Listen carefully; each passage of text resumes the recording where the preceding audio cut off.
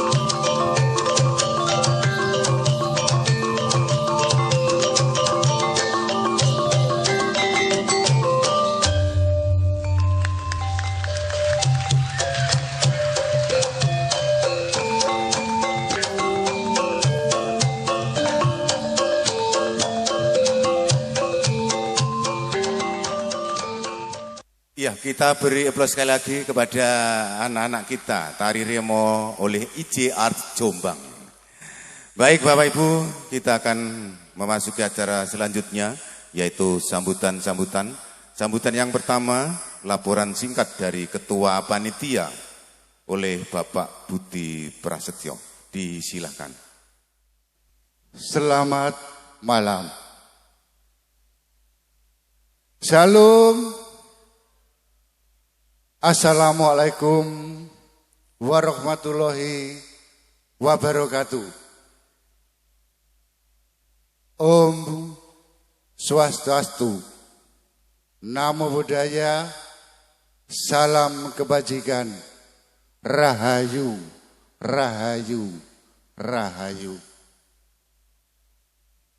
Bapak Ibu, saya tidak akan mengulang yang disebut oleh pembawa acara tadi untuk menyingkat waktu, tapi ada yang kelewatan saja saya sebut, khususnya kepada teman-teman penatua diaken Gereja Kristen Jawiwetan, Jemaat Mojoarno, dan juga warga Jemaat GKJW Mojoarno, sewilayah pelayanan GKJ Mojoarno. Ini perlu kami sampaikan karena warga kami adalah pendukung utama pelaksana Rioyo Unduh-Unduh setiap tahunnya. Dan juga kepada Ibu Novi Inggit Witanaya. Beliau perlu juga kami sebut karena beliau adalah pencipta tari bedayan yang merupakan ikon khusus untuk Rioyo Unduh-Unduh GKJW Mojoarno. Tepuk tangan untuk Bu Inggit, kami mohon untuk berdiri sebentar biar warga kami tahu mana sih Bu Inggit itu. Nggih. Dan juga para penonton semuanya tanpa kecuali dari dekat maupun yang dari jauh, selamat menikmati dalam kedamaian sampai tuntas pagelaran wayang kulit ini nanti. Yang pertama-tama kami sampaikan adalah ungkapan syukur kepada Maha Kuasa karena kasih setia bahkan berkatnya, perlindungannya semata. Kita hari ini bisa berkumpul, bertemu muka di tempat ini dalam sukacita. Rangkaian unduh-unduh Gereja Kristen Jawiwetan Jemaat Mojoarno, rangkaian yang terakhir atau penutup acara unduh-unduh tahun 2025 ini. Kami sungguh merasa bangga. Oleh karena itu sepatutnya kami bersyukur kepada Tuhan. Dan yang berikut tentunya kami sebagai panitia mohon maaf setulus-tulusnya kepada semua pihak atas pelaksanaan Rioyo Unduh-Unduh ini, manakala ada sesuatu yang tidak berkenan di hati. Karena memang melaksanakan Rioyo Unduh-Unduh ini dari segala penjuru tidak menutup kemungkinan adanya hambatan dan gangguan. Sekali lagi kami mohon maaf yang setulus-tulusnya. Dan yang perlu kami sampaikan juga pada saat ini, kami hanya bisa berharap.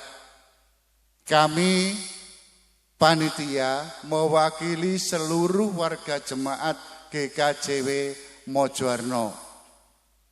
Meskipun pada hari ini Bapak Bupati tidak bisa hadir bersama-sama dengan kita di tempat yang penuh sukacita ini.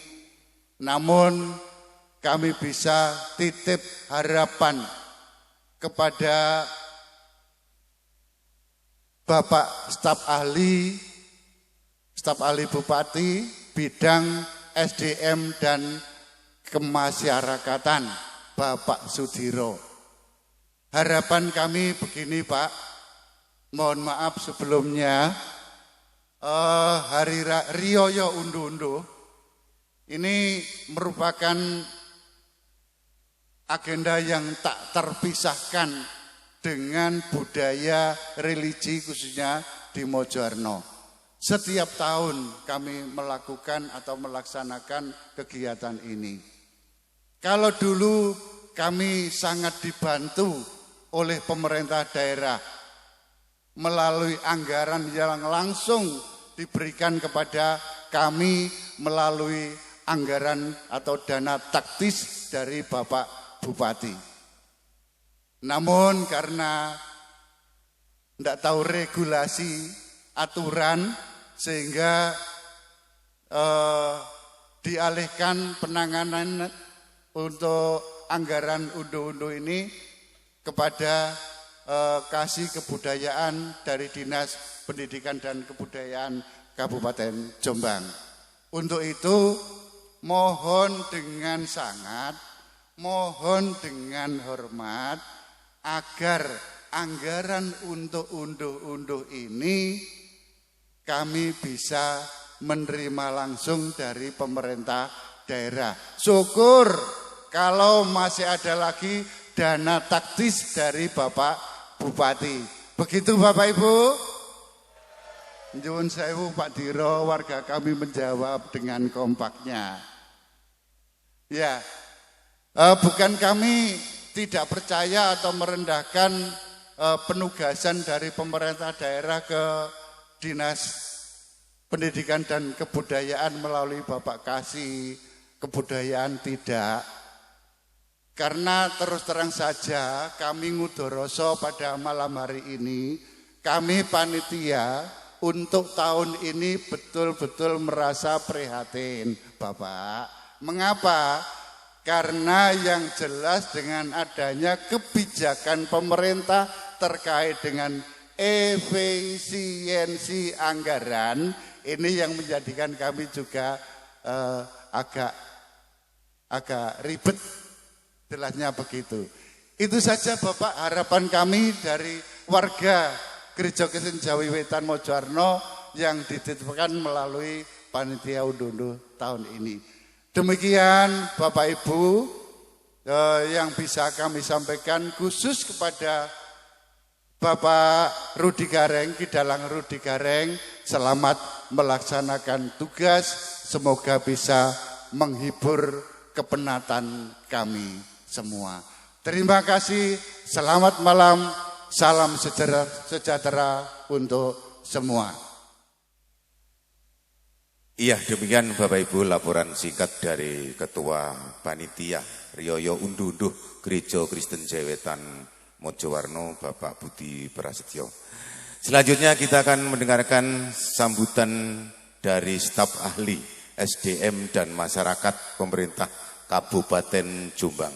Kepada yang terhormat Bapak Sudiro Setiono Esos MSI Keaturan. Assalamualaikum warahmatullahi wabarakatuh. Salam sejahtera untuk kita semuanya. Pertama-tama marilah kita panjatkan puji syukur kepada Allah Subhanahu wa taala, Tuhan yang Maha Esa. Kita pada malam hari ini masih diberikan limpahan rahmat-Nya sehingga bisa rawuh bersama-sama dalam rangka kegiatan penutupan, kegiatan Riyaya Unduh-Unduh yang rutin diselenggarakan oleh Gereja Jawi Wetan Mojoarno. Oke. Yang kedua, saya aturkan beribu-ribu maaf, permohonan maaf yang sebesar-besarnya kepada seluruh jamaah, seluruh panitia, seluruh tokoh masyarakat bahwa pada malam hari ini Bupati Jombang Abah Warsubi beserta Gus Wabub Gus Salman tidak bisa hadir bersama panjenengan semuanya. Salam, semoga ketidakrawan beliau ini tetap tidak mengurangi semangat kita semua dalam rangka untuk bergembira bersama-sama, bersyukur dalam suatu kegiatan yang luar biasa dan agenda tahunan yang dinamakan dengan Rioyo Unduh-Unduh. Izinkan saya menyampaikan sambutan Bupati dalam rangka acara perayaan Hari Raya Unduh-Unduh di Gereja Jawi Wetan Mojowarno pada hari Minggu, tanggal 11 Mei tahun 2025. Assalamualaikum warahmatullahi wabarakatuh. Salam sejahtera untuk kita semuanya. Yang saya hormati Pendeta Gereja Jawi Mojowarno, Pendeta Adriono Cipto Santoso, beserta seluruh jajaran. Yang saya hormati anggota Dewan yang rawuh pada malam hari ini, Pak Subur dari fraksi PKB, Pak Dodi dari PDI Perjuangan. Yang saya hormati seluruh jajaran Forkopimcam yang Kecamatan Mojowarno, Pak Anom dari Dinas Pendidikan, Kepala Desa Mojowangi, Kepala Desa Mojowarno, terima kasih, selamat malam semuanya. Kemudian yang saya hadirin undangan yang hadir pada malam yang berbahagia ini. Atas nama pribadi maupun pemerintah Kabupaten Jombang, saya ucapkan selamat dan sukses atas terselenggaranya perayaan Unduh-Unduh tahun 2025 ini. Semoga Tuhan Yang Maha Kuasa senantiasa memberikan berkat limpahannya kepada kita semua. Dan semoga jemaat GKJW Mojowarno selalu diberkati dengan kesehatan, kebahagiaan, dan kedamaian. Hadirin sekalian, unduh-unduh berasal dari kata unduh dan kata kerja ngunduh yang artinya memetik, yaitu memetik buah atau memanen. Rioyo Unduh-Unduh adalah salah satu warisan budaya yang terbentuk dari perpaduan antara tradisi masyarakat Jawa dan ajaran Kristen. Di dalam budaya Jawa terdapat ritual panen raya dan penyimpanan hasil panen ke dalam lumbung yang telah menjadi bagian tak terpisahkan dari kehidupan masyarakat. Melalui proses inkulturisasi dengan ajaran Kristen terbentuklah tradisi perayaan unduh-unduh yang mengandung nilai religi, solidaritas, moral, keindahan, ekonomis, dan hiburan. Unduh-unduh mempunyai makna sebagai wujud persembahan dari sebagian hasil panen jemaat Mojowarno kepada Tuhan dengan penuh sukacita. Selain itu dapat diartikan sebagai wujud ungkapan rasa syukur atas limpahan berkat yang diterima dari Tuhan. Melalui arak-arakan yang menampilkan hasil bumi dan kreativitas seni yang luar biasa, kita diajak untuk semakin memantapkan iman dan kepercayaan kepada Tuhan Yang Maha Esa. Tradisi ini bukan hanya menjadi bagian dari identitas lokal kita, tetapi juga menjadi warisan yang patut kita jaga, tetapi juga menjadi warisan yang dilestarikan untuk generasi mendatang.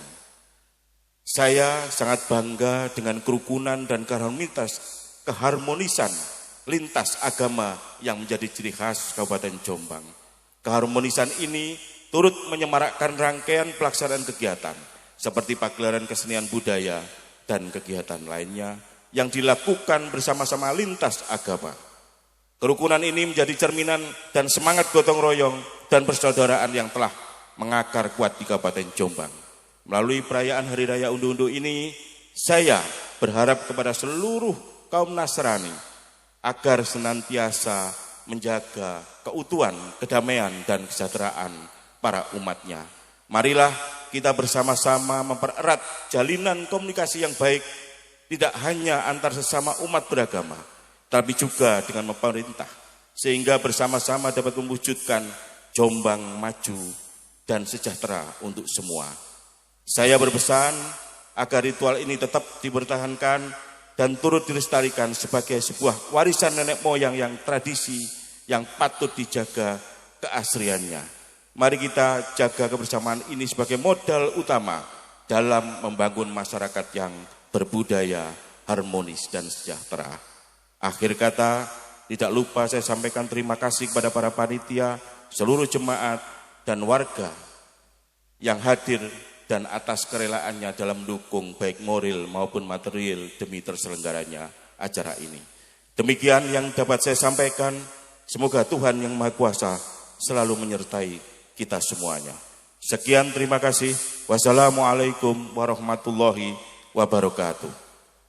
Jombang 11 Mei 2025, Bupati Jombang Haji Warsupi SH MSI. Terima kasih, mohon maaf atas segala kekurangan. Wassalamualaikum warahmatullahi wabarakatuh. Iya, demikian Bapak Ibu sambutan dari Bupati Jombang yang mana sudah disampaikan wakil dari staf ahli SDM dan Masyarakat Pemerintah Kabupaten Jombang, Bapak Sudiro Setiono, SOS MSI. Baik, kita akan memasuki acara selanjutnya. Kita akan menyaksikan tari bedaya Swaca Derajat dari Dinas Pendidikan dan Kebudayaan Kabupaten Jombang. Selamat menyaksikan.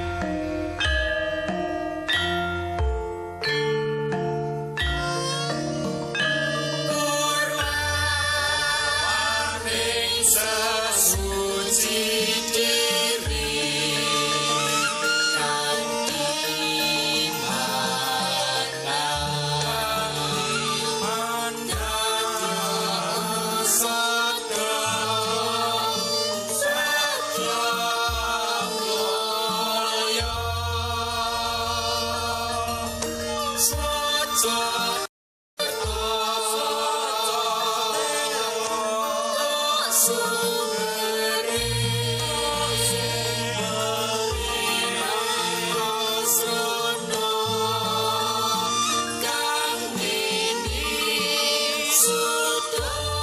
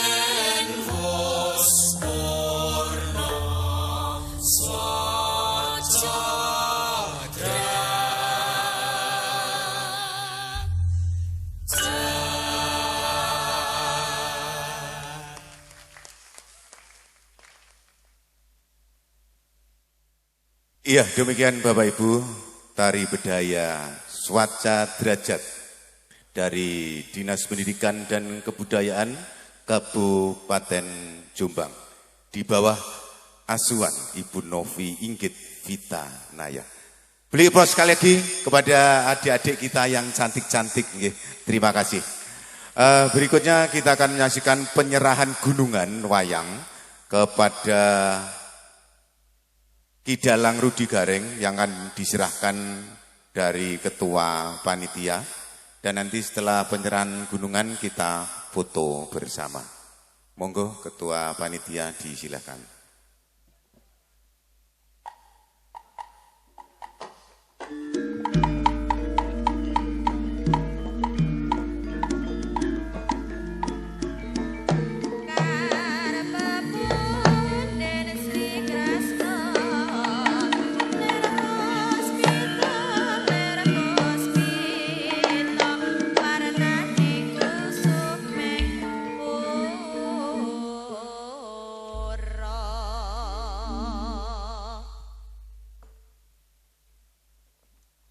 Iya, kita beri aplaus yang meriah. Yeah. Kita akan foto bersama, monggo pada Bapak Ibu tamu undangan disilakan.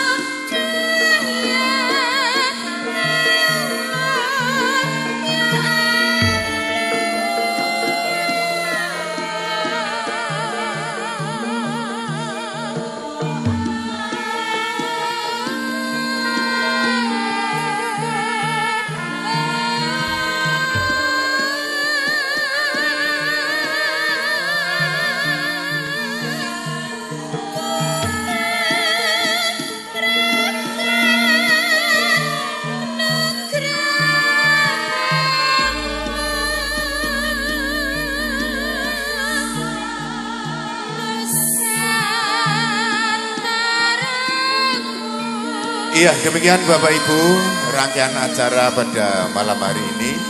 Selanjutnya kita akan bersama menyaksikan wayang kulit semalam suntuk dengan Ki Dalang Rudi Gareng dengan lakon Pandowo Syukur. Selamat menyaksikan.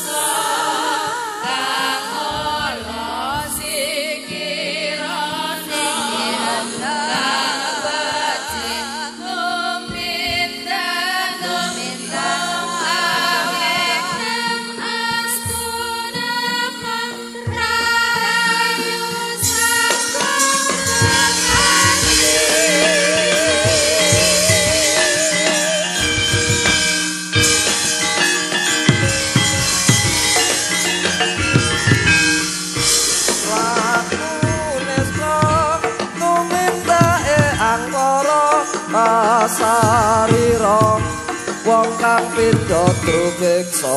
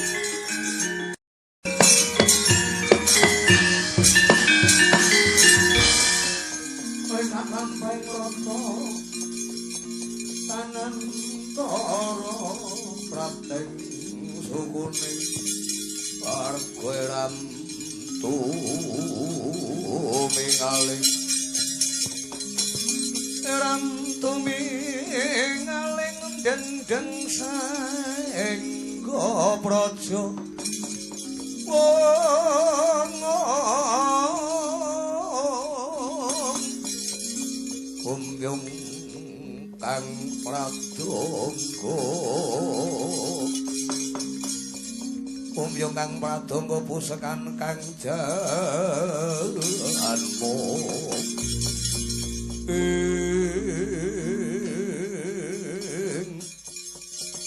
nyuwun pangapunten nggih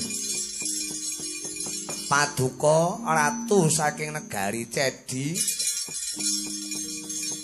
ingkang jejuluk Prabu Supala. Wah nggih, wis pakendhawuh kula Prabu Supala. Susu popo lolo niku nami kula. Ing pangkat dinten samangke Paduka rawuh wonten Garing Astina rembakan kalian anak Prabu Duryudana. Kepingin ganggu gawe anggenipun para Pandhawa ngawontenaken sesaji syukur. Inggih menika sesaji Raja Suya. Nyuwun pangapunten dasaripun menapa, Ngaten? Nek genah kados sinuwun Duryudana menika sampun cetha. Arepa dikaya ngapa Pandhawa menika satru mungging cangklakan. Pandhawa menika musuh tumraping para Kurawa. Lah bareng panjenengan, ngoten. Monggo sak mboten-mbotenipun aja menika wis nate pinanggih utawa tepung. Kepanggih kewon agi sak menika. Kok terus Paduka rewa-rewa etok-etok bela rasa susah kalian anak Prabu Duryudana. Melu-melu mbubarke nggone Pandhawa ngenekke sesaji Raja Suya. Dasare menapa nggih pareng matur lho.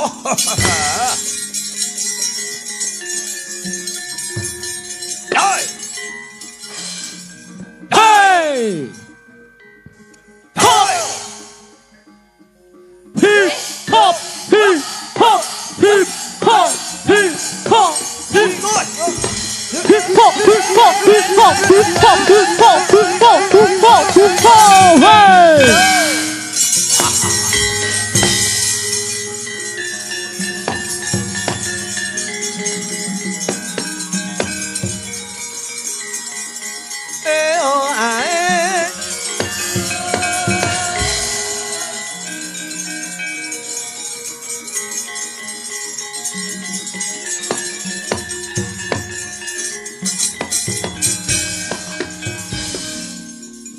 Nyuwun pangapunten Agung, mboten jeneng kula menika Ngawu Gawar Ngawur. Etok-etok tepung kalian paduka, sabiyantu paduka sinuwun Duryudana menika mboten. Ning kula nggih gelo kula menika mboten dhateng Pandhawa, ngoten. Pandhawa niku enten sing momong. Pandhawa niku enten sing momong, sing ngaku dadi bata ing Pandhawa. Naminipun Ratu Ndarawati Prabu Kresna. Niku kalih kula mungsuhan. Dadi paduka sinuwun Duryudana badhe mbubarke mirangke para Pandhawa, kula ya duwe gegayuhan. Kresna kudu wirang. Sebab Kresna menika ratu keminter. Dasaripun. Dasare Pandhawa bakal ngawontenaken sesaji raja saya menika mboten badhe kelakon. Yen to tanpa Prabu Kresna. Gelem ora gelem Pandhawa menika kalih Kresna kaya sapi dikeluh.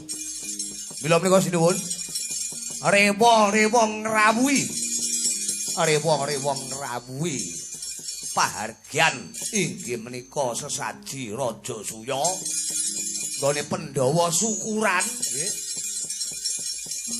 Kula lan paduka etok-etok dadi tamu. Mengke wonten ngriku mesti wonten adicara raja-raja padha rawuh. Ratu-ratu padha rawuh. Ing ngriku wonten Kresna. Kula tak ngorak-arik. Nek nganti Kresna munggah ning mimbar, nggih. Kresna munggah ning panggungan paring dawuh disubya-subya dadi pepundhening Pandhawa. Kula mangke ingkang tandang gawe. Kresna kula wirangke paduka ngorak-arik tatanan wonten wingking para tamu Sang Prabu Baladala kados.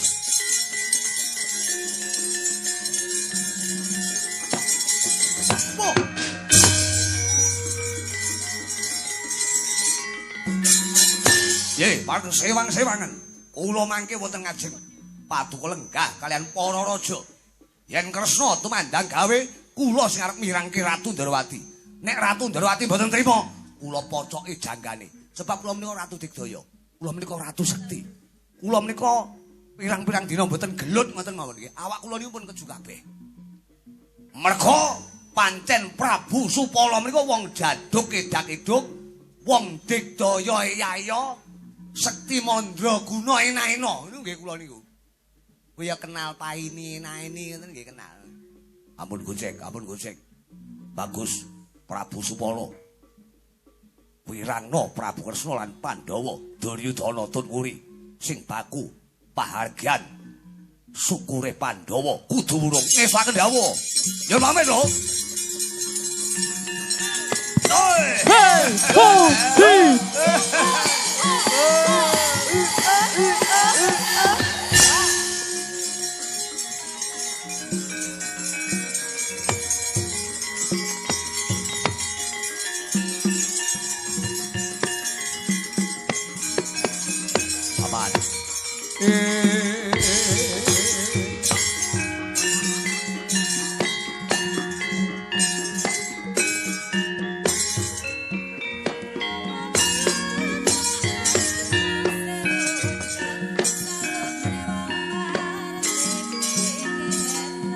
Kados pundi nggih anak Prabu Duryudana? Paman Sengkuni. Mrene kula raos-raosaken pangrasanipun kang sarta adolipun Prabu Supala menika mboten sisip. Menika nduwani wujing perkara. Gething kaburu sengit kalian Ratu Ndarawati Prabu Kresna. Kula lan Kurawa mungsuhe para Pandhawa. Nganti besok kapan taunana Windanana. Sawise Pandhawa nampa kraton Kencana Indraprastha mbabati Wisamarta. Malah dinten samangke gawe gelo rasaning Kurawa ngenekke syukuran barang. sesaji Raja Suya. Monggo sak mboten-mbotenipun sesaji Raja Suya iki ora gampang kelakoni. Kathah syarat sarana sing kudu dilakoni dening Pandhawa. Kula kepengin ngene Pandhawa ngenekke pahargyan menika wurung. Aja nganti kasembadan Pandhawa men ngucireng, Pandhawa men kewirangan dadi mareping Kurawa. Ngestuaken dawuh, nggih. Nek ngaten kula dherekaken nganti para sata Kurawa dumujuk wonten Indraprastha ing Ngamarta nggih. Monggo Paman.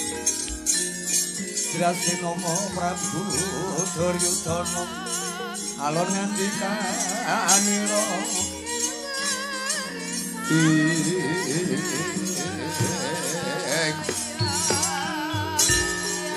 Doyayi Werkudara Harya Sungkawingnya Solarini Rajan Pratasena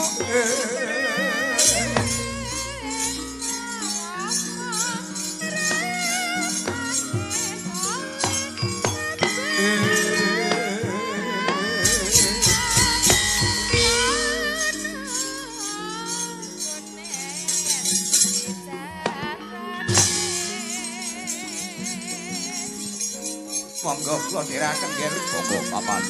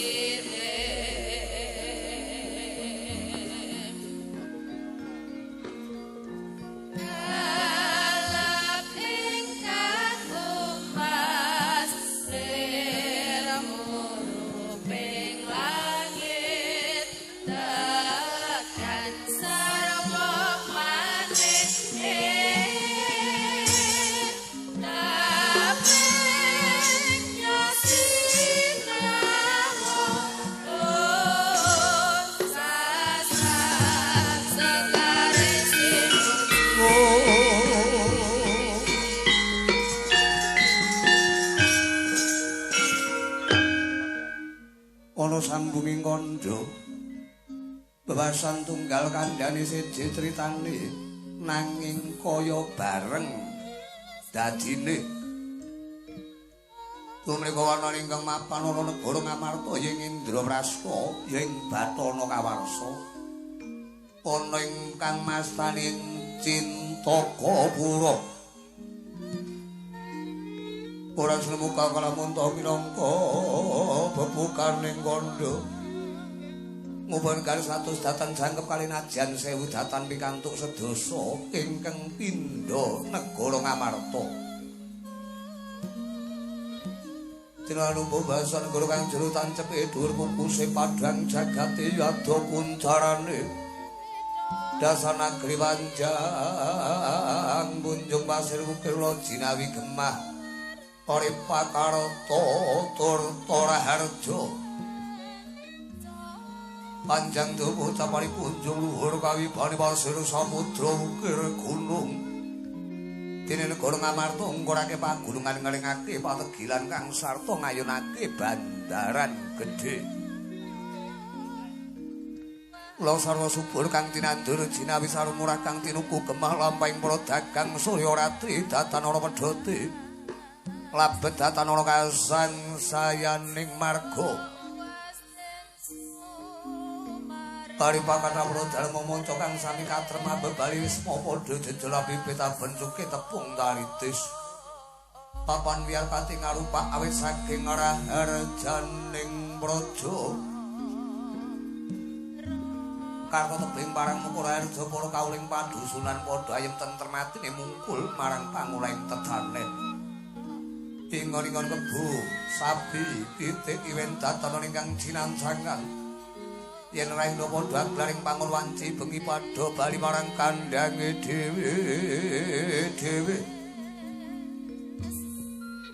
para mandri bupati padha wicaksana limpating kawulurina pangrendal tansah budidaya mrih luhuring Sri Naranata ingkang lenggahi dampar kencana negara Ngamarta ing Indraprasta mbot ngemungaken kanan kiring praja senajan ing praja Mahapraja Kata ingkang sami sumuyatan karana banda yudha mung kayung-yung mring pepoyaning kautamen.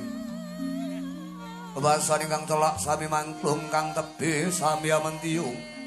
Saben rikala mangsa pasukan agung Guru Ngamarta sami asa bulbekti glondhong pengareng-areng. Peni raja peni guru bakal guru dadi. Ingkang minangka tandha panungkul sinten to kegununganing Sang Prabu ingkang lahi dampar kencana negara Ngamarta menika wenang den ucapna juluk Sang Prabu Puntadewa ya Prabu Darma Wangsa ya Sang Gunatali Krama Risangan Jata Satru ya Sang Prabu Darma Kusuma Rikala semono Sang Prabu Puntadewa lagi nampi rawuhnya para kadang Pandhawa wiwit saka Sang Werkudara Janaka nang kula tuwin Sadewa. Binarung rawuhnya Nalendragung Darawati Prabu Kresna, ya Prabu Wisnumurti ya Sang Janarjana. Miwah dhateng kantun sumambeng rapeting mburi, montat wonten wingking ya Sang Prabu Kresna sawanira rawuhnya kang ngraka ing Mandura. Prabu Baladewa ya Sang Balarama ya winastan kusuma waring kitawasi Daladara Kakrasana ya Raden Karsana rikala semana Sang Prabu Puntadewa nedheng bingung panggalihnya parindembakan kalamunta badhe ngawontenaken wujuding sesaji syukur ingkang winastan sesaji Raja Saya mila kaya mangkonan pangujias Manindra kalamunta dereng kawijil ing lesan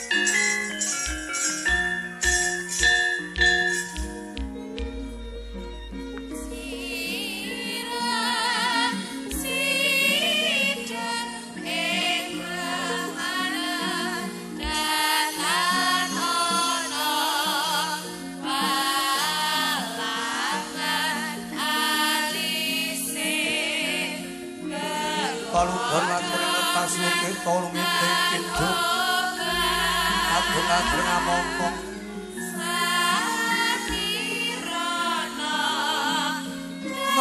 memang rahayu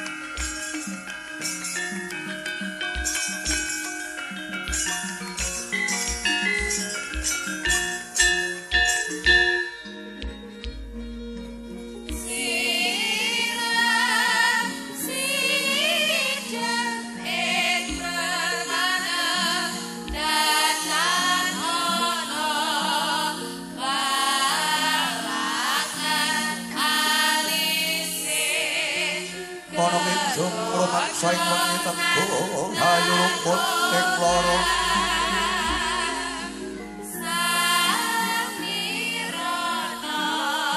luput bilai kabeh jeng setan datang purun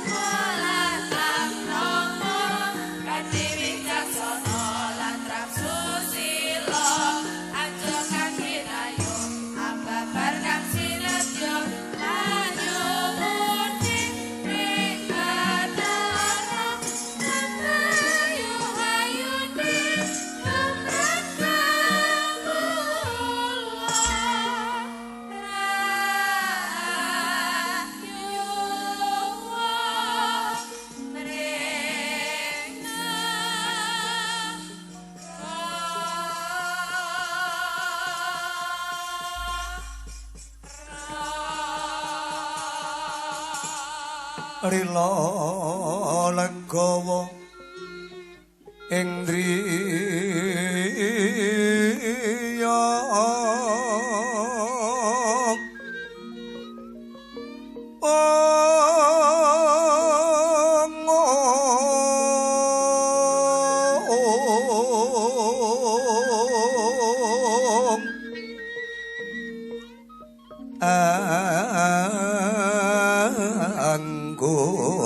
ngedenyo paring dono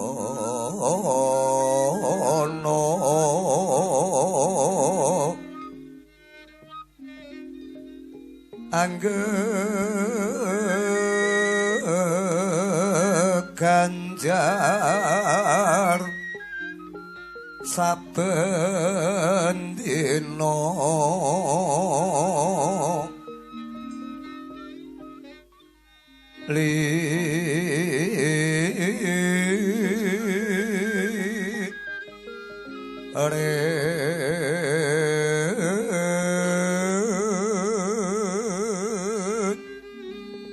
kang bawa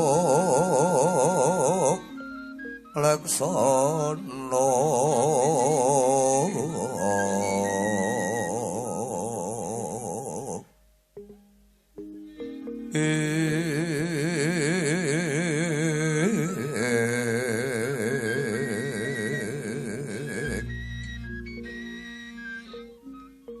ana tapi pangandika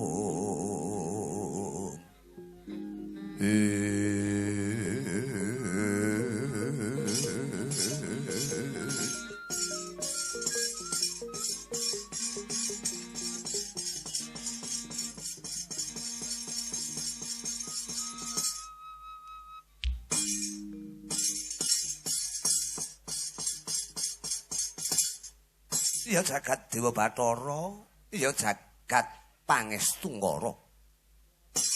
Nun mangke to mangke Yayi, Yayi Prabu Puntadewa inggih Yayi Samyaji. Ngrembak babakane ngajeng kalamunta dinten samangke sasampunipun para Pandhawa menika sampun nampi wujuding kamukten.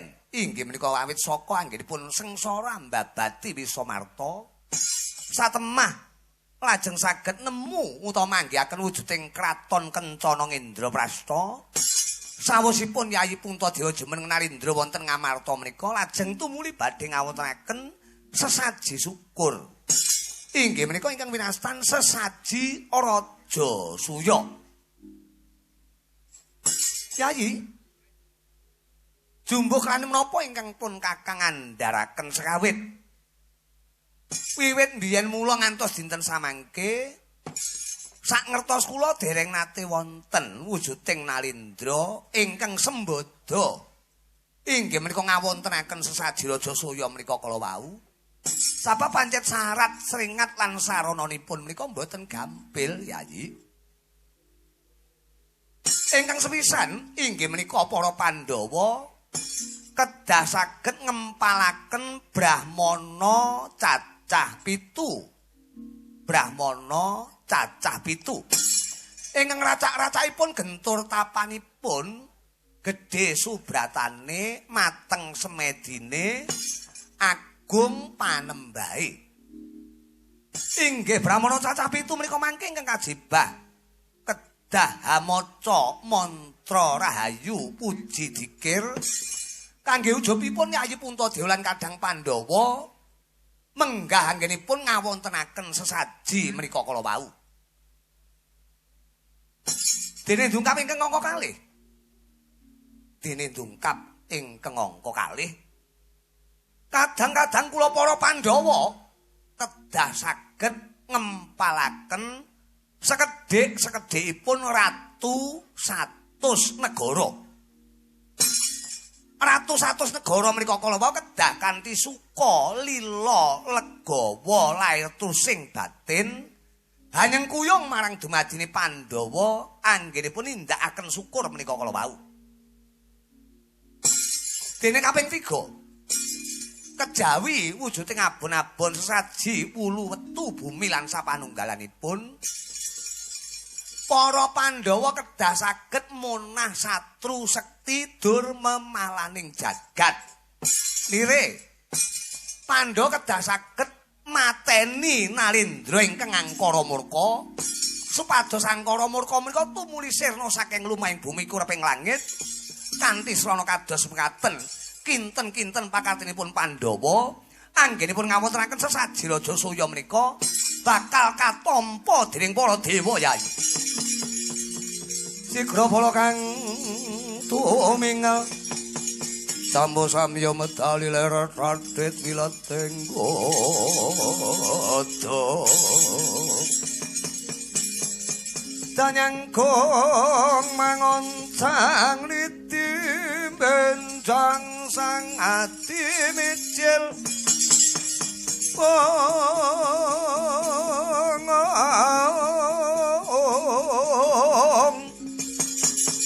Ladinyo medali wuwus Trasta Surawilaga kaya buta singa wragil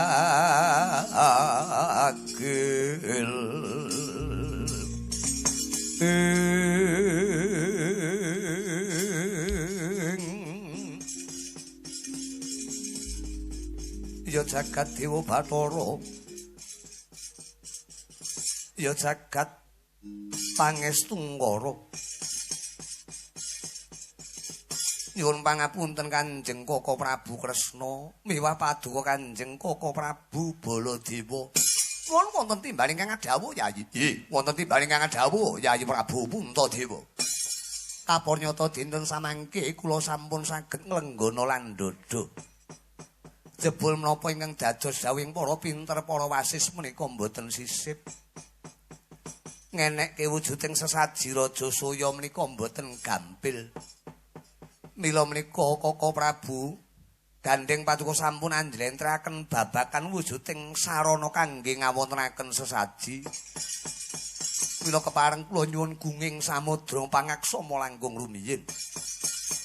Yen to babakan Pandhita Brahmana cacah 7. Kula kinten Pandhawa mboten badhe kawratan.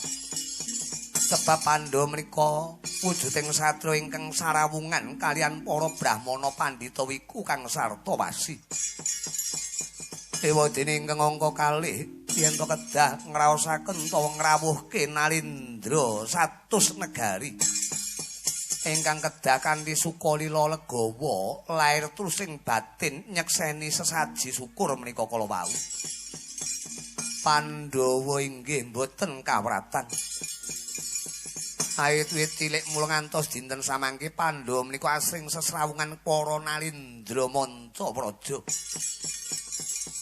Nanging Koko Prabu dupi mulat paduka paring dawuh yen to sesaji raja saya menika saged winastan saged winastan katampi dening dewa yen Pandhawa kudu merjaya marang Nalindra kang angkara murka luwung baya kula wurung kemawon ora ngenekke sesaji raja saya ora apa-apa yen to nganti nggone ngenekke sesaji raja saya menika Puntadewa kudu ancik-ancik kunarpaning liyan ingkang tanpa dosa kalian Pandhawa Koko Prabu.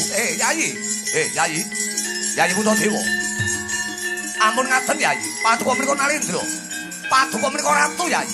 Paduka menika Nalindra lho Yayi. Puntadewa. Nyuwun pangapunten Koko Prabu.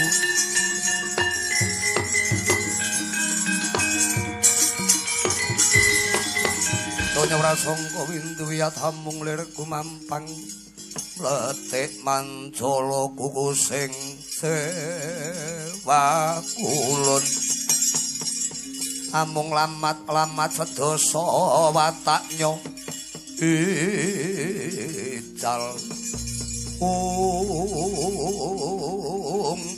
nyuwun pangapunten Yayi paduka menika Nalindra paduka menika ratu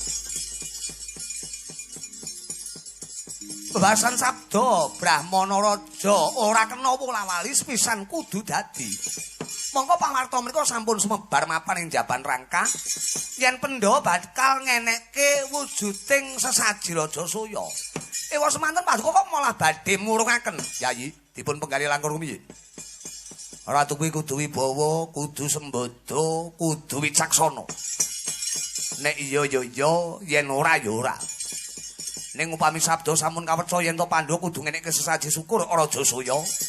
Pawarta sampun sumebar mapan ing jaban rangkah ana ngundi-endi. Paduka ampun ngantos murungaken. Menika mangke sisip sembire luput katuranggari kurang bejane. Ngucemke wibawane Pandhawa. Ngucemaken wibawane Pandhawa Yayi. Nyuwun pangapunten Koko Prabu. Kucem wibawa kula mboten dadi menapa. Sauger kula mboten merjaya dhateng pawongan ingkang tanpa dosa. Pawongan ingkang dipun perjaya menika menungsa ingkang angkara murka Yayi, ratu ingkang ambek daksya. Ratu ingkang ambek angkara. Najan to menika angkara nanging padha-padha Puntadewa nggone seneng menika ancik-ancik susahing liyan. Tegesipun senenge para Pandhawa kudu ngorbanke manungsa ingkang tanpa dosa kaliyan Pandhawa. Ning menika wong angkara murka padha karo paduka menika nyelametake jagat saisine. Nggih. Nguripi wong pirang-pirang mateni wong siji pengangkahipun kados mekaten nyirnakaken angkara murka. Mboten Koko Prabu, luwung wurung kemawon Koko Prabu. Wah. Triteng kakangku. Apa Werkudara? Baladewa. Piye, Cayu Werkudara piye? Tak pikir-pikir